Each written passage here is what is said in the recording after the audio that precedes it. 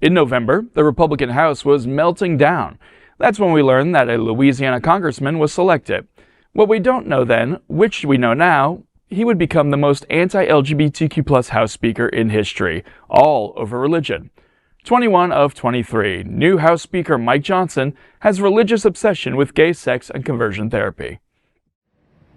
Let's take a breath before we talk about this gentleman. Oh my God, all right. So, have you heard about Mike Johnson? All right, well, you should know about him. He is a new House Speaker, and he kind of doesn't like our community at all. Let's tell you a couple of things about what this gentleman has been up to, okay? So, Mike Johnson was Louisiana's representative, okay? He was voted into Speaker of the House, and the relative unknown had virtually no background review before his GOP election, so he got this great appointment, and no one even heard of the dude beforehand.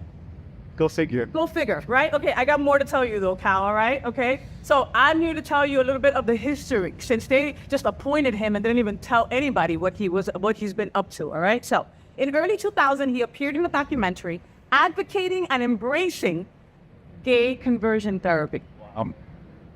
Like, saying, Let that sink in. Like that's a good thing. Like, yay, I'm pro. Like, let's all go to Disney. Yeah, let's all get conversion therapy. I mean, this is the kind of stuff that like he's into. Okay, so then he worked for the Alliance Defending Freedom, that Southern Poverty Law Center says is a hate group, and I think they're a hate group too. No, they are a hate group. For real. I mean, yeah, anything that stands for that, it's not anybody that's full of love, for sure. ADF became the most powerful anti-LGBTQ advisory group in DC during Trump and the top advisors for the GOP on anti-LGBTQ policy. Of course they became the most powerful. Of course they did, right? He was a major supporter to not certify the Biden election. Oh, of course. Yes, it was rigged. He was right there with everybody saying that it was rigged, okay? In 2005, I got more, Cal. There's more. There's more. Okay, so in 2005, he suggested LGBTQ people are more likely to participate in pedophilia. Like, this is kind of like the hate speech that people listen to when someone like this says it out loud and proud. Oh yeah, LGBT. It's the rhetoric. It's the rhetoric. Yeah. It's the rhetoric that kills people in our community, right? And this is the stuff that he's been doing back almost 20 years, okay? Then he advocated for the recriminalization of sexual acts between consenting LGBTQ adults in 2008. Okay, where there was a time where two same-gender loving men, right, would be, if they were caught maybe having some kind of, je ne sais quoi, right? Well, that's the wrong language. We're in Greek, but I don't know Greek yet. Give me some time, all right? That they could be arrested for that, and he wants to bring that kind of stuff back, right? In 2009, he wrote in an editorial that the homosexual agenda will destroy Christianity. Yeah. In that same editorial, as reported by CNN, he said homosexuality is inherently unnatural and dangerous lifestyle that would lead to legalized pedophilia and destroy the entire democratic system. Are we really that powerful? It seems like it. Right? Yeah, I mean, for such a marginalized community, yes. They give us a lot of power. Right? Yeah. I mean, coño. He compared his natural sex to gay by saying your race, creed, and sex are what you are, while homosexuality and cross-dressing are things you do. Okay?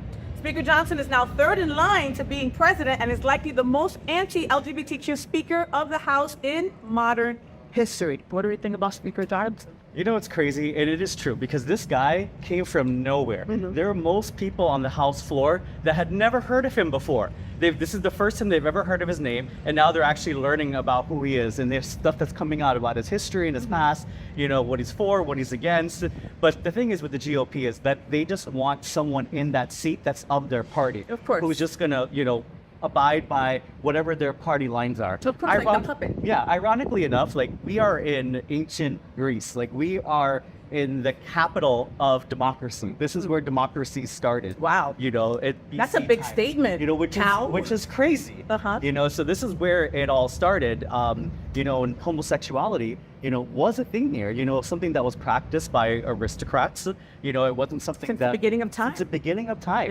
Yeah. So it's just ironic that this is where we are now in 2023 and on the verge of another U.S. presidential election, and this guy is third in line to be the president of the United States. Isn't that scary?